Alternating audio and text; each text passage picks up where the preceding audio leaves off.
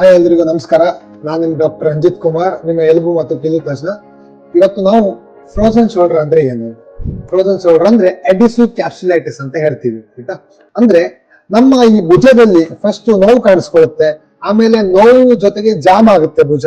ಹಾಗೆ ಕ್ರಮೇಣ ಏನಾಗುತ್ತೆ ಅಂದ್ರೆ ನಿಮ್ಗೆ ನೋವು ಹೋಗುತ್ತೆ, ಆಮೇಲೆ ಖಾಲಿ ಭುಜ ತುಂಬಾ ಜಾಮ್ ಆಗಿರುತ್ತೆ, ಭುಜ ಮೇಲ್ಗಡೆ ಎತ್ತಲಿಕ್ಕೆ ಆಗುದಿಲ್ಲ.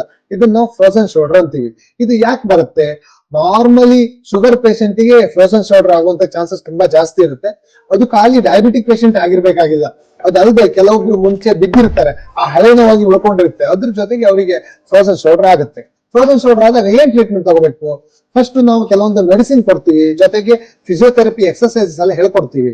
ಅದ್ರ ಜೊತೆಗೆ ಜಾಯಿಂಟ್ ಗೆ ಇಂಜೆಕ್ಷನ್ ಕೊಡೋ ಬರುತ್ತೆ, ಇಂಟ್ರಾಆರ್ಟಿಕಲ್ ಇಂಜೆಕ್ಷನ್ ಕೊಟ್ಟು ಆಮೇಲೆ ನಾವು ಕೆಲವೊಂದು ಪೆಂಡುಲಮ್ ಎಕ್ಸರ್ಸೈಸ್ ಎಲ್ಲ ಹೇಳ್ಕೊಟ್ಟು ಅದ್ರ ಜೊತೆಗೆ ಫ್ರೋಸನ್ ಶೋಲ್ಡರ್ ಕರೆಕ್ಟ್ ಮಾಡ್ತೀವಿ. ಇದಿಷ್ಟು ಫ್ರೋಸನ್ ಶೋಲ್ಡರ್ ಬಗ್ಗೆ. Thank you so much.